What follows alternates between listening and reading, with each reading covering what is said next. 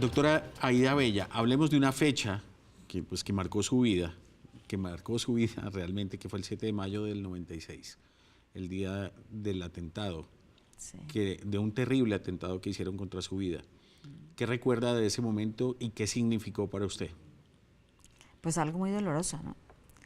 Nosotros sí teníamos muchísimas amenazas, demasiadas, y teníamos mucho seguimiento.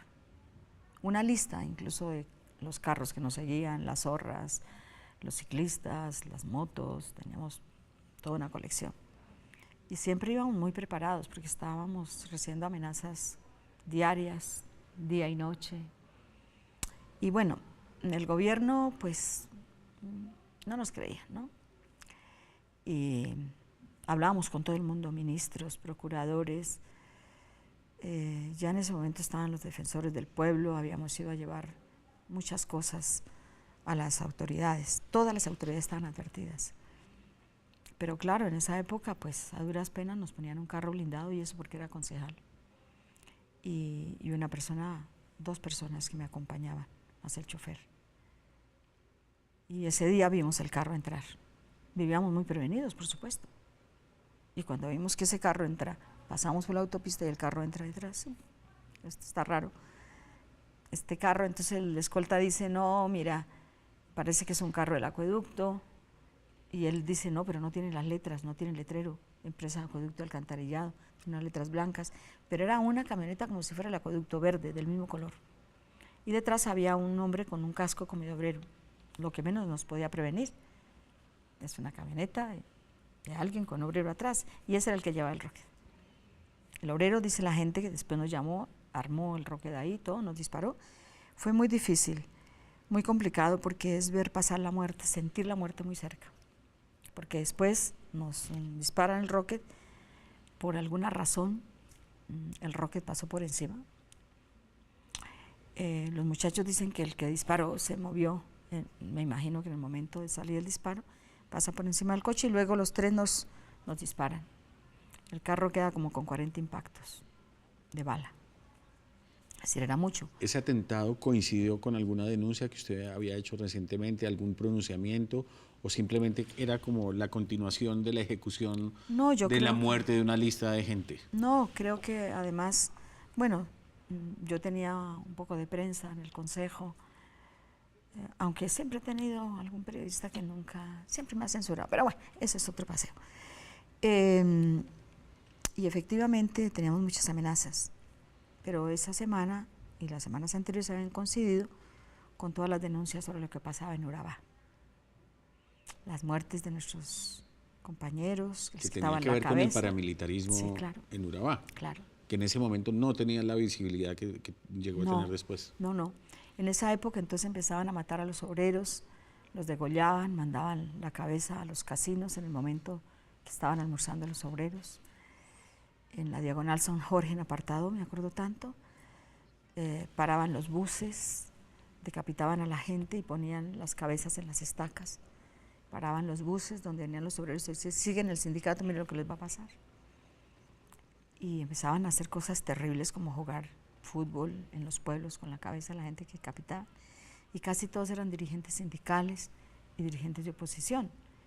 Y bueno, nos tocaba hacer las denuncias sobre lo que estaba pasando. Eso yo creo que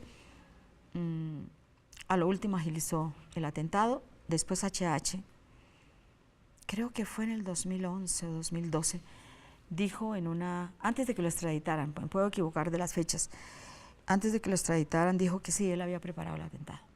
Lo había preparado tal y como lo habían hecho. Y no era como había dicho Carlos Castaño en su libro, que me querían asustar, no, dijo, era para matarla.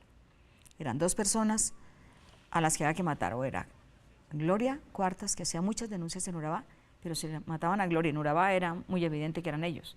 Entonces optaron por matarme a mí, que era en la capital, que había que hacer otras cosas, y él reconoce que efectivamente fue un crimen en el cual participaron ellos, pero desde luego participaban otros. Con el paso de los años, sus 3 conclusiones esenciales sobre lo que pasó con el exterminio de la Unión Patriótica en Colombia. Bueno, este fue un genocidio político, y los genocidios nunca son espontáneos, son planificados. Fue fruto del terrorismo de Estado. Y no lo digo porque sí, porque simplemente hay que mirar los fallos que se han producido en la justicia. En todos esos fallos están vinculadas personas de la institución, especialmente las Fuerzas Armadas. Me refiero, por ejemplo, al fallo de Mapiripán, al fallo de la masacre de Segovia, al fallo del asesinato de Manuel Cepeda Vargas, de Jaime Palo Leal, mismo todos los indicios de la muerte de Bernardo Jaramillo. El Estado ha sido condenado por 3 razones: por omisión, por colaboración o por acción directa. Entonces ahí están los fallos de la justicia, no hay que averiguar nada más. La justicia investigada ha llegado a la conclusión, sí, estuvo la institución de por medio, y eso es tremendamente doloroso.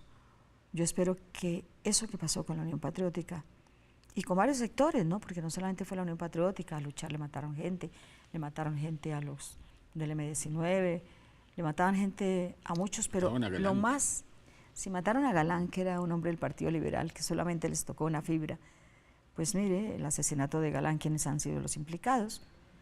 Pues es gente también de la institución, que eso es gravísimo. Pero si vamos también al asesinato de Carlos Pizarro, igual, que era del M-19, o Álvaro Gómez. Sí, Álvaro Gómez, pues ahí, de distintos partidos, por distintas cosas, pero está la institución. Y esto entonces hay que no solamente aclararlo, porque la verdad es lo que buscamos las víctimas. A lo último, a mí cada vez que me dicen que los auxilios, que las víctimas, yo nunca he ido en ninguna oficina de víctimas a reclamar absolutamente nada, porque considero que los responsables tienen que ser castigados, y tienen que ser castigados por la justicia. Pues simplemente, cuando yo llego a este país también hago un llamado a la tolerancia, ¿no? A la concordia, a curar las heridas de la guerra. ¿Cómo está conectada esa historia que usted relata con el proceso de paz que estamos viviendo hoy? Pues yo creo que hace parte, pues fundamental, ¿no? Las víctimas en este proceso hemos sido muchas y los culpables han sido demasiados. Hay unos culpables, por ejemplo, que nunca han sido juzgados. ¿Cree en este proceso? Yo creo en el proceso de paz. Y creo que es la primera vez en la historia del país que la insurgencia armada llega a acuerdos con un gobierno.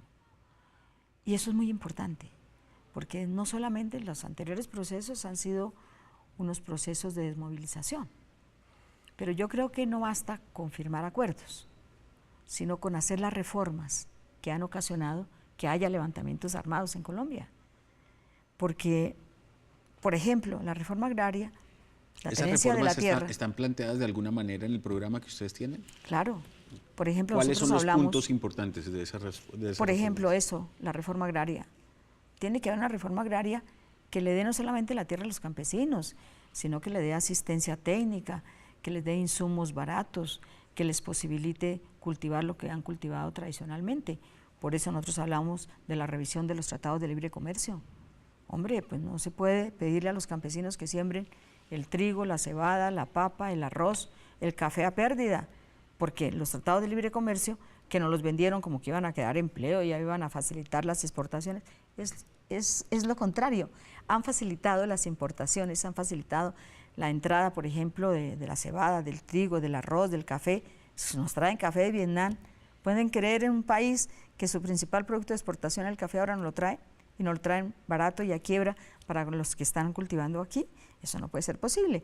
Hay que revisar los tratados de libre comercio y es uno de los puntos centrales de nuestra campaña. Si nosotros ganamos, el 7 de agosto estará instalada la comisión que está revisando los tratados de libre comercio, pero muchas otras cosas. Por ejemplo, la redistribución de los, unas puntuales. La redistribución de los ingresos entre todos los colombianos. Aquí no puede haber ingresos para uno, ingresos ceros para nada. Por ejemplo, una primera cosa que haríamos es pagar unas deudas sociales en función de la redistribución del ingreso. Y hablo de la pensión de jubilación para todos los ciudadanos que hoy tengan 65 años. ¿Cómo lo cobran? Con la cédula. Porque es que aquí la pensión de jubilación la han quitado, la han suprimido, no existe. Y nos han hecho creer que los ciudadanos que no han cotizado, por ejemplo los campesinos, no tienen derecho a nada cuando sean adultos. Ese es un derecho, eso no es una limosna, no es una limosna de 185.000 pesos. ¿Y en salud, por ejemplo? En salud nosotros planteamos que las EPS que no funcionan y que la ley 100 que volvió a la salud un negocio, pues hay que quitarla, porque eso no funcionó y como salud no tenemos los colombianos. No hay una sola mano que se haya levantado en un censo muy doméstico que he hecho en todas las reuniones donde he asistido. Si hay alguien que una EPS lo haya atendido bien, levante la mano. No se ha levantado la primera mano en el país. Las cosas que no sirven hay que cambiarlas y no sirve el sistema actual de salud. Por consiguiente, corresponde hacer un sistema de salud bien integrado, de calidad, en la que todos los colombianos sean igualmente tratados. Bien.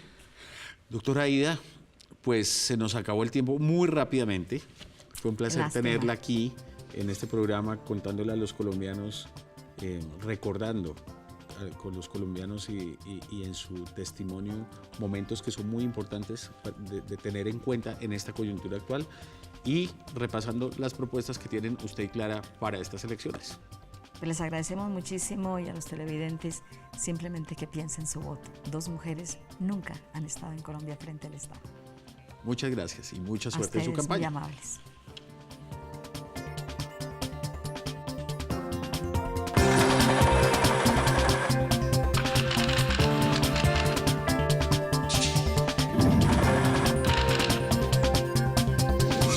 Palabras más con Álvaro García.